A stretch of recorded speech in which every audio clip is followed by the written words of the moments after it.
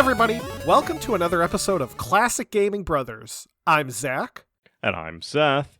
And we are the Classic Gaming Brothers. That's right. That's right. Thanks, Barry, for joining us last week where we talked about the Megaduck.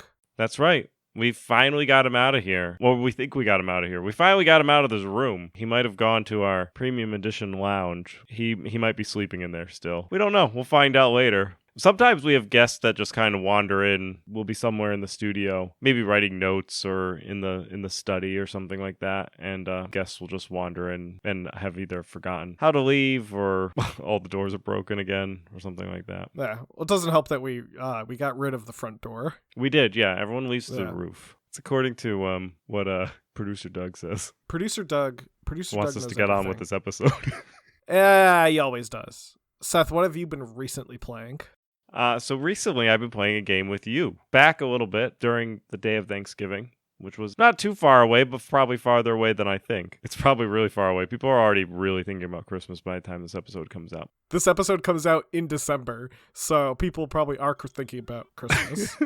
They probably are. But anyway, back at Thanksgiving, Zach and I were together as we celebrated the holiday, and we played some Tecmo Super Bowl because when it's Thanksgiving time, you need to watch football, and instead of watching actual football, we decided to watch Tecmo Super Bowl. We played the Sega Genesis version, which was released back in 1993. It was pretty fun. I think we had more fun than we thought we were going to have, since Zach and I have no idea how football actually even works. We ended up playing, I want to say, the AFC versus the NFC. There was no specific teams though, so don't think that we're being stupid and we didn't say actual teams. We weren't allowed to pick teams in whatever game mode that we played in. There might have been a game mode that allowed you to pick teams. That's not the game mode that we played. We just played where one person played the NFC and the other person played as the AFC, and we were going against each other, and we probably had what Zach and I would refer to as the most boring football game that anyone could have watched. For those who don't understand how football works, which is probably just us versus our listeners, but anyway, I'm going to pedantically describe it from my perspective. You have to get a football, which is kind of like oblong shaped.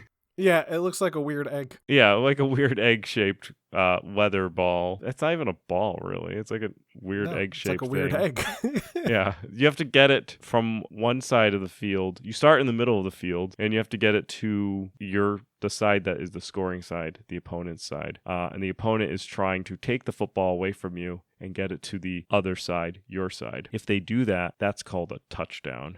And you can also score by kicking the ball through a giant goalpost, and that's called a field goal. Yeah. They're worth varying amounts of points. A field goal's worth 3 points, a touchdown's worth 6 points, and a safety, which is something that happens. Zach and I are still not sure why it happens, but it does. I think if you get tackled in the end zone, with the end zone is the area where you need to score. Well, so if the opposite team is catching the ball in your end zone and you tackle them when they catch the ball, that's a safety. Zach and I played 4 quarters with 0 touchdowns. That's right. We ended the game 7-5. Zach with the 7 and I with the 5, as we scored only field goals and safeties. Yeah. And we very frequently moved from the 50-yard line. We were either in the 50-yard line, the 60-yard line, or the 40-yard line. That's where we were through the entirety of the game. We also punted the ball a lot.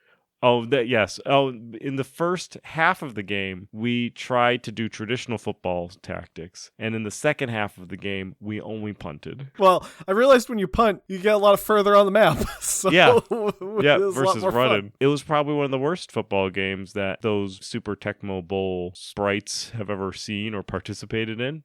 Yeah. But it was ours, and at least we experienced football on Thanksgiving. It may become a new annual tradition to play some Super Tecmo Bowl, and maybe Zach and I will become better every year. We could also play other football games, like there's Madden and stuff. Yeah, but let's be real. There's only one true football game, and that's Tecmo Super Bowl, which we still haven't done an episode on.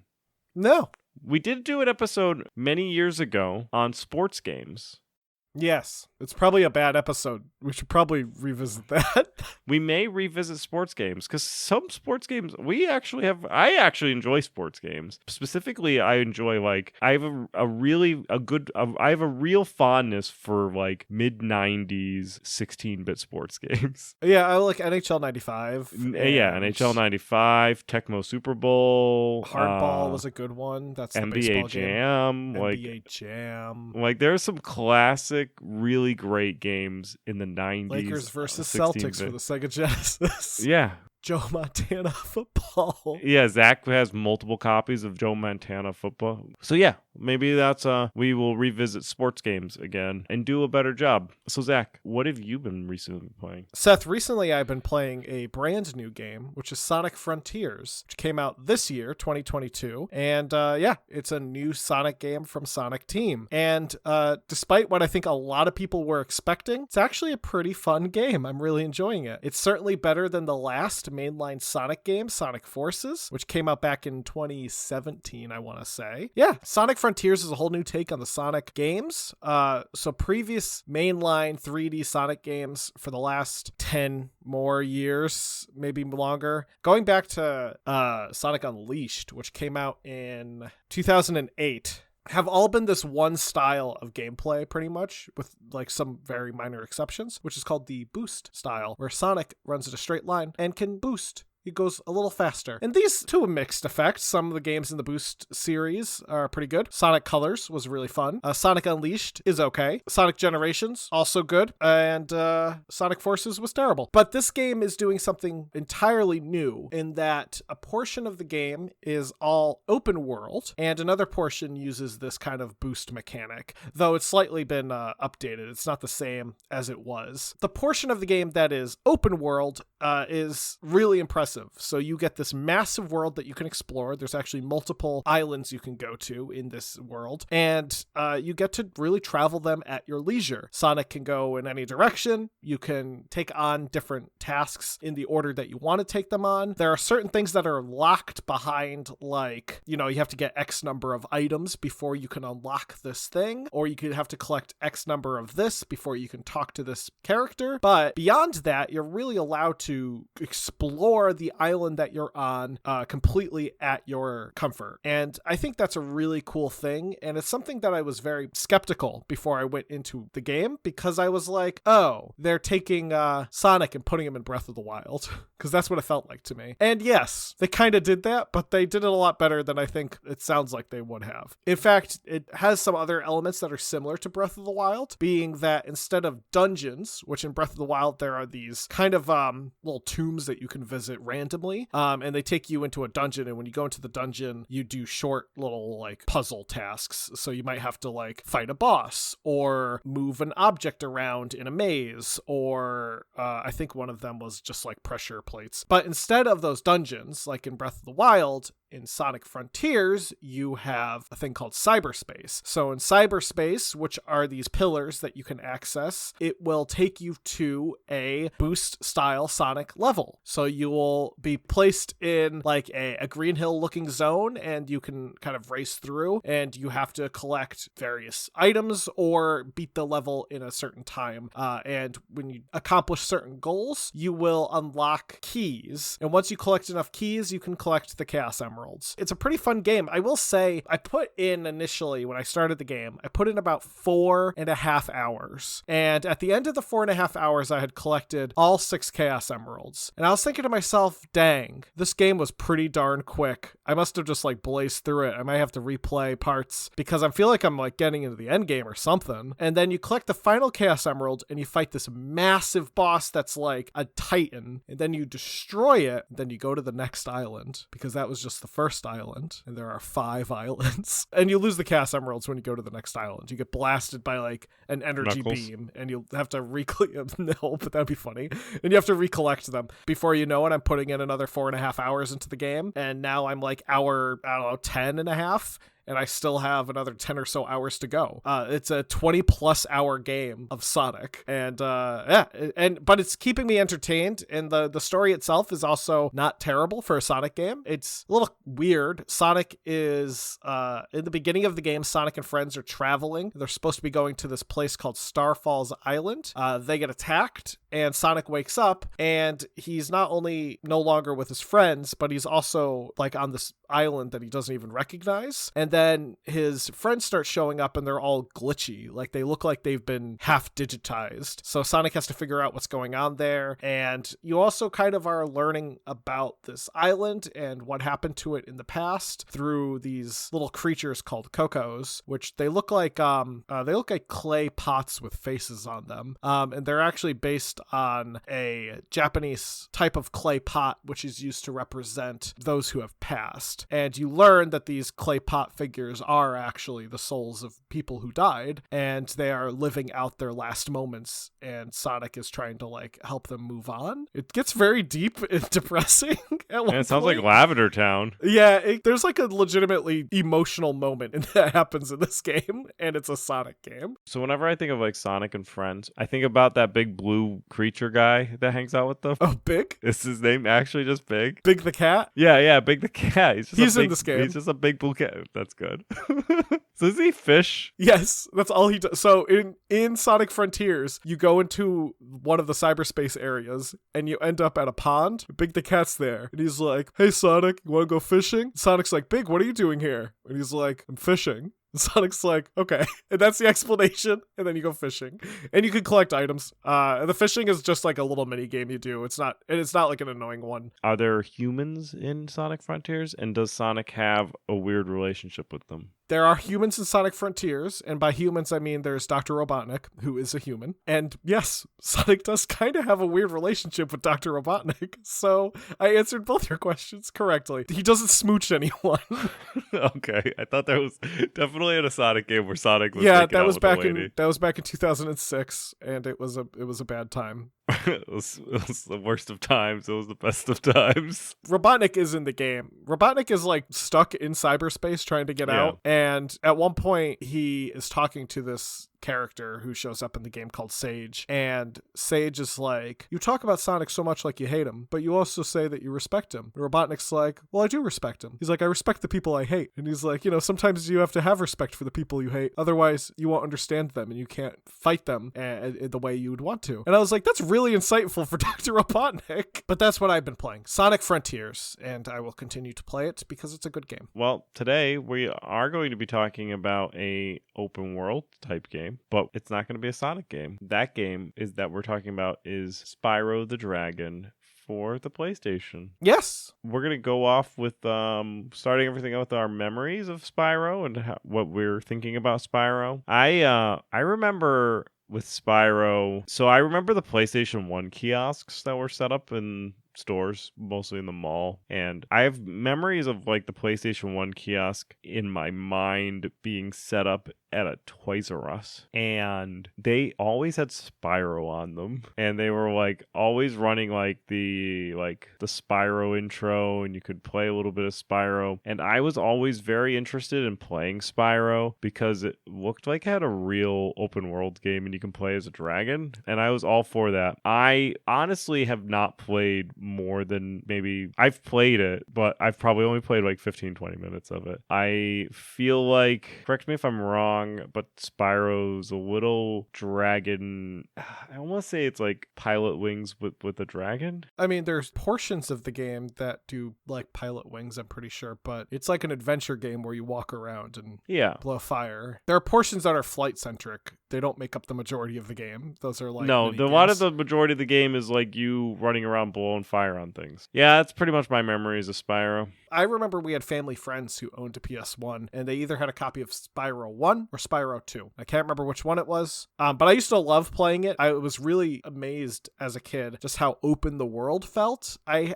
had familiarity with things like Super Mario 64 and stuff like that, but this felt like I could really go anywhere, and it didn't feel as restrictive as like a early 3D platformer often did, largely because you had this flight mechanic and Spyro could glide around. So I thought that was pretty cool. Now, getting into the history of Spyro got its start with a company called Insomniac Games. Insomniac was founded in 1994 by Ted Price as Extreme Games, but was later renamed to Insomniac in 1995. Ted Price had always wanted to get his hands into the game industry. Reportedly, this desire started as early as 1977 at the age of 9, when his family acquired an Atari 2600 and he had that first taste of what the video game world was going to be like. So he started Extreme Software with a friend of his named Alex Hastings in June of 1994. Alex was a computer programmer, and in 1995 they had to rename the company. So they had to rename the company due to the fact that Extreme Software was already the name of a company that existed.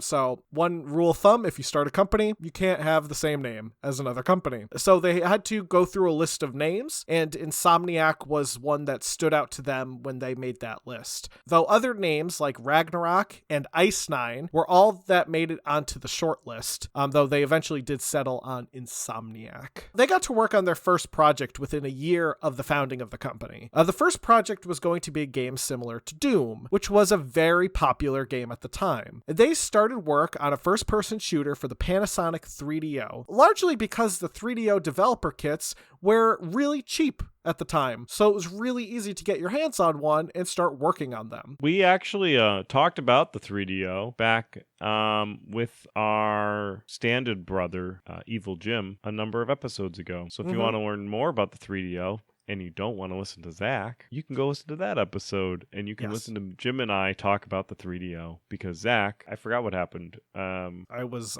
locked away because Seth put some boxes that he was moving out of the studio in front of a door when I was in there, and then he just never. Even though I was screaming, I was shouting, I was trying to let it all out, and nope, wasn't happening. Anyway, within a month, the team at Insomniac were able to put together a demo for a game, and they used this to pitch to various publishers.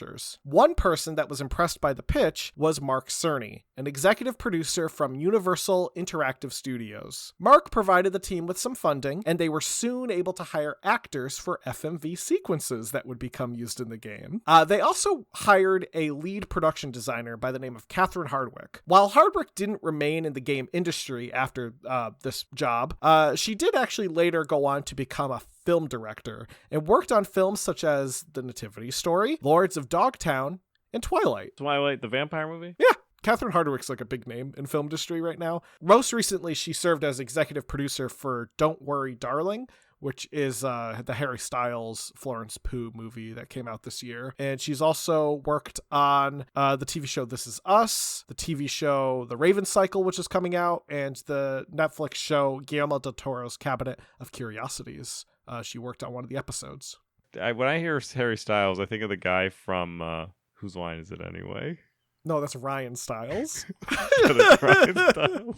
Well, during development, the game was moved from the 3DO to the Sony PlayStation, as the 3DO was not doing super well in terms of sales, and they wanted their first game to be on a console that was actually selling. And their first game, Disruptor, would go on to be released in November of 1996. Disruptor was well received, with various publications giving it good reviews, and even John Romero, the creator of Doom, and with Disruptor kind of being kind of like a Doom clone, praised it. So when the guy that you copied said you did a good job, then you probably made a pretty good game. Even though it was well received by critics, the game didn't get well received by people buying it, which arguably is the more important thing. The game did not sell well and sold only about 200,000 copies. The game would go on to be considered a commercial failure, and Insomniac was at risk of falling into bankruptcy, which happens when you release one game and it is a commercial failure.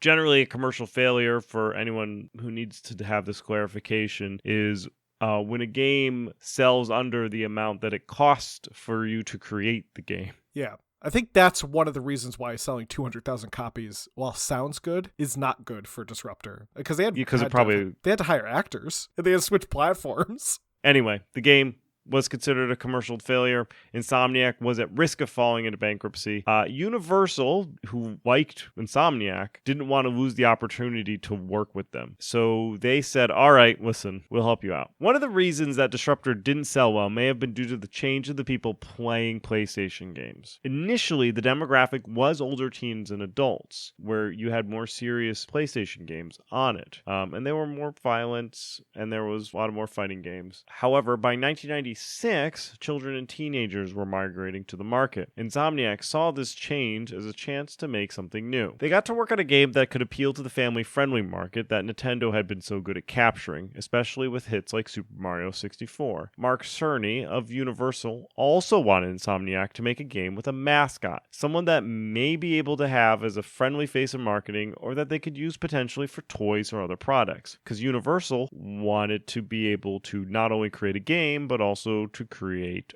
other products that they could license, because that means more money, because they're seeing Nintendo doing this with Mario. You have Mario the game, but you also have Mario the toy, now you have even Mario Legos, but like Mario's in everything.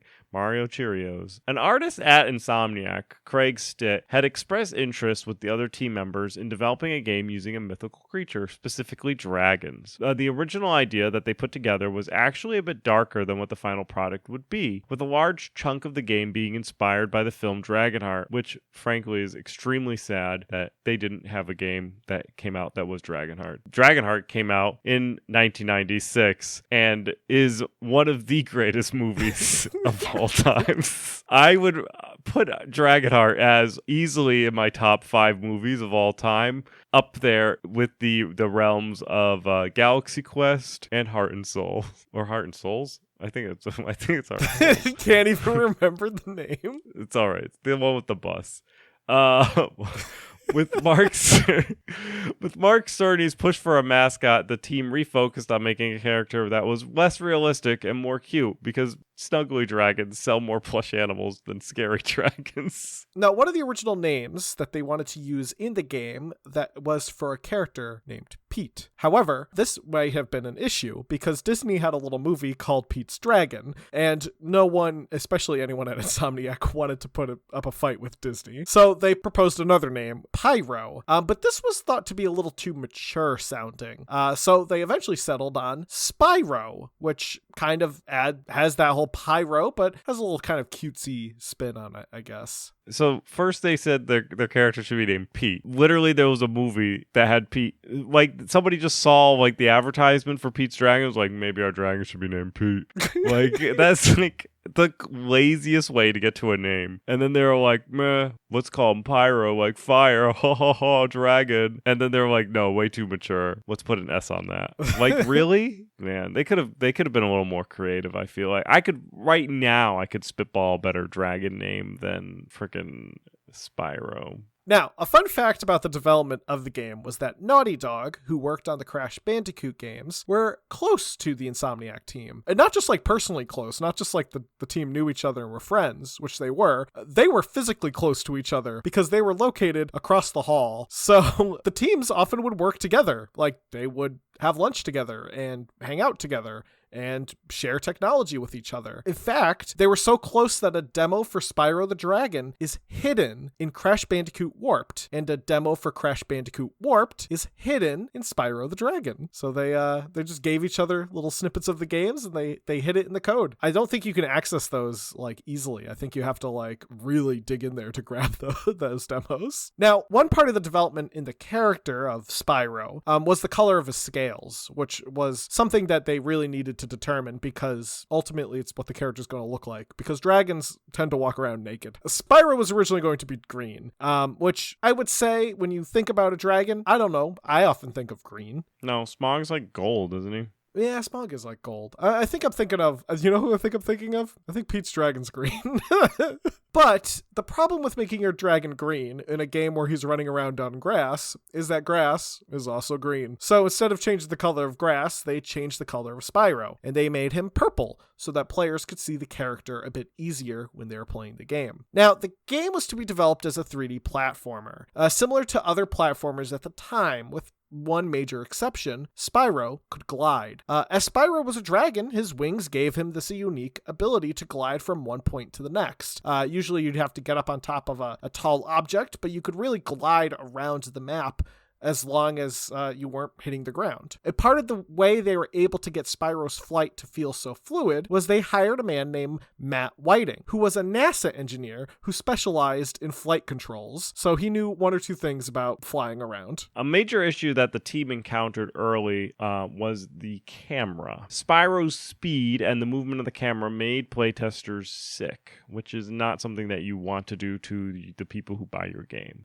This was tweaked, and eventually the camera was made to stay steady when the character did things like jump. In order to make the game run fluidly and efficiently, almost 80% of the code was written in assembly, which is not something that we do anymore. Assembly is like one of your base codes. Because isn't it assembly that actually talks to the BIOS? Yeah. Yeah, so like writing it down to the assembly level is like really, really like you are telling which things to which like whatever transistors to turn on and turn off and stuff like that. I'm sure I'm saying it wrong, but the rest of it was done in C. So this helped keep things simple, and it kept things fast, which the game needed to be simple and fast because there was limitations that the PlayStation had. They also incorporated a way to make certain objects appear more or less detailed based on distance, which helped keep the memory usage down, helping the game feel like it's going fast. Essentially, this system meant that two different versions of the level would need to be rendered, one in high detail and one in a simpler render. Another unique factor of Spyro is the music. Compared to other games at the time, it's hard to describe, but the first song in this episode you would have heard is a composition from the game itself, which features fast-paced synthesizers music along with a noticeable bass line. So go back to the beginning of this episode and listen to it again, and you'll know the music was composed by Stuart Copeland, who was previously the drummer for the band The Police. Copeland was provided an early build of the game's level and would use this to inform his compositions. He reportedly wrote 4 songs per day during his time working on the project. Copeland also has reported being very fond of the music that he did for the game. The game, Spyro the Dragon, was unveiled at the 1998 E3 convention in Atlanta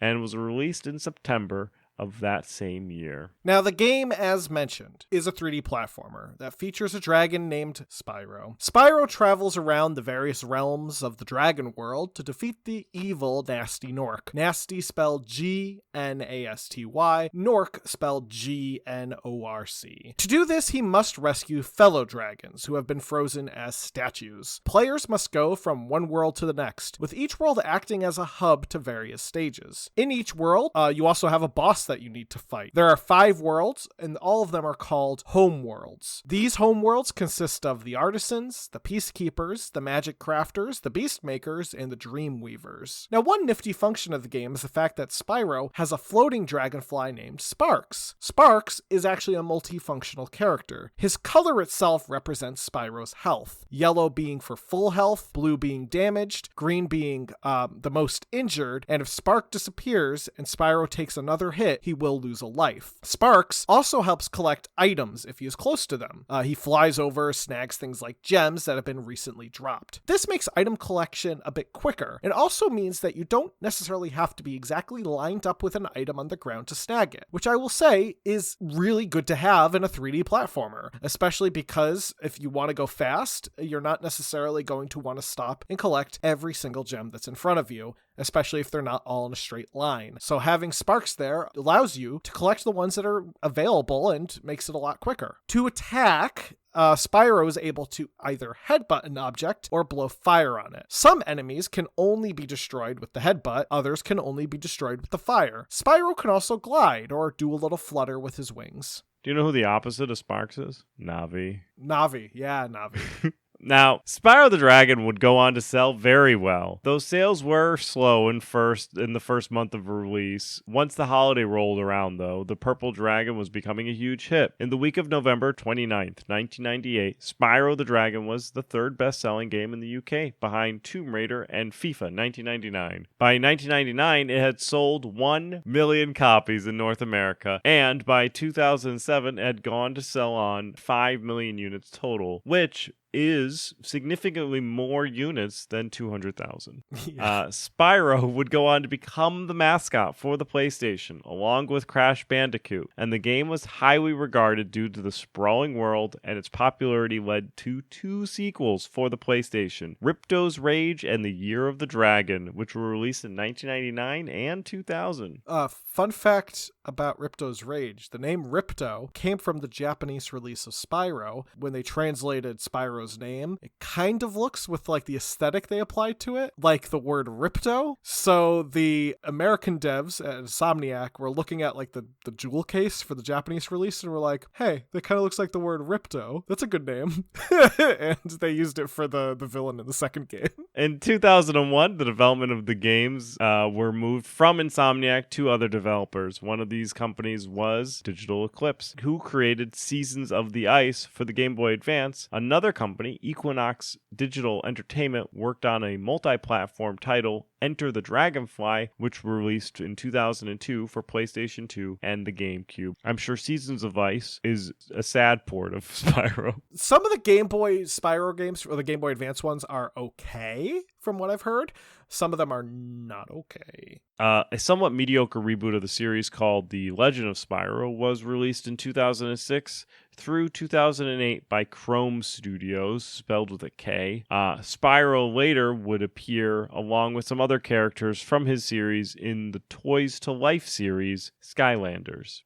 Most recently, a full remaster of the original trilogy called Spyro Reignited Trilogy was released in 2018 by developer Toys for Bob and published by current Spyro owners Activision, which actually is Blizzard Vision or whatever. Yeah, because I think what ended up happening was, I might be wrong, but I think Universal, the game company, was sold to Activision, because I think when Universal was like, we don't need a game company anymore, I think they sold their game stuff to Activision. Activision got a whole bunch of stuff out of it. Yeah, I'm sure. Yeah. Universal decided that they were no longer in the game industry. Yeah, and Insomniac went on to become a PlayStation studio. Insomniac is exclusive to Sony. They've only recently started putting stuff out on like PC. All right. That's our Spyro episode. I'm sure we will revisit Insomniac in a later date. They also produced some great games like Ratchet and Clank, and they created the Resistance series, both of which, Ratchet and Clank and Resistance, are starting to fall into that category of being games that are now kind of retro. So I'm sure we will revisit them at a later date. But for now, we're going to move into our Retro Rewind. For the Retro Rewind, Seth had me play Vector Man. Vector Man was developed by Blue Sky Software and published by Sega for the Sega Genesis. It's a game where you play as Vector Man. I think that's his name. He is an Orbot. Orbots are robots made of orbs. And in the story of Vector Man, the Orbots were created to destroy pollution and clean up the earth. However, Vector Man is tasked with stopping an evil robot who has armed himself with a nuclear missile that he has attached to his head. And this robot renamed himself Warhead. That's what I would do myself if I had a nuclear missile attached to my head. I love it. He found a nuclear missile and he's like, this is my head now.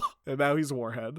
So yeah, Vector Man is tasked with stopping Warhead and saving the day. And he does what every good trash man does. And that is clean up everyone's act. I love Vector Man. It's a weird, almost 3D style game. It's got this kind of like aesthetic where everything's like feels pre-rendered, and I don't know. It's just it's a lot of fun. Though I think I personally prefer Vector Man 2. Vector Man 2 has a equally silly storyline where Vector Man is just like bopping along to music one day, and then he gets hit by a missile, and then he just like lands on a planet full of bugs, and I just think that's hilarious. But yeah, Vector Man is just this kind of like cool guy. die. He like shoots blasts of energy from his hands. He's made of orbs. He's kind of like got this cool, like very smooth movement to him. I don't know. It's a very aesthetically pleasing game, and I liked it. I liked the first game, and I liked the second game. So I would say Vector Man does hold up. Next week, Seth, I want you to play Pool of Radiance, but I want you to play the one that was released on the Nintendo Entertainment System. Fine. I may give you a game that's on theme. Zach had me play Fantastic Dizzy. Dizzy is a mascot that is very popular in the UK and not so popular in the US. He's an egg-like creature who has to spin and roll when he slowly jumps anywhere.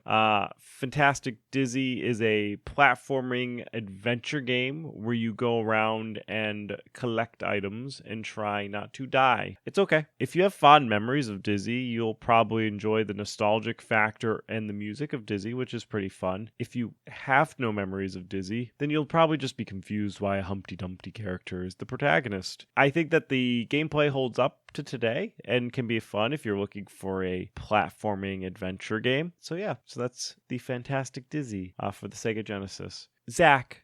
Yes. For next time, you can play Dungeon Master, the 1987 game for the Atari ST. Looking forward to it, Seth. Well, everyone, thank you for listening to another Classic Gaming Brothers episode. We are glad you're here. If you have any questions or things that you want to tell us, you can email us at classicgamingbrothers@gmail.com. If you have any recommendations, feel free to send them over to us. You can also reach out to us via our Facebook, Instagram, Twitch, or Twitter. Our Facebook, Instagram, and Twitch are Classic Gaming Brothers. Our Twitter is CG Brothers Pod. Be sure to check out our website, classicgamingbrothers.com. And follow us on all the various social medias, and be sure to listen to us where podcasts can be found. We are available everywhere: iTunes, Spotify, Amazon, etc. Anyway, that's all I have to say. Seth, do you have anything you would like to contribute to this conversation?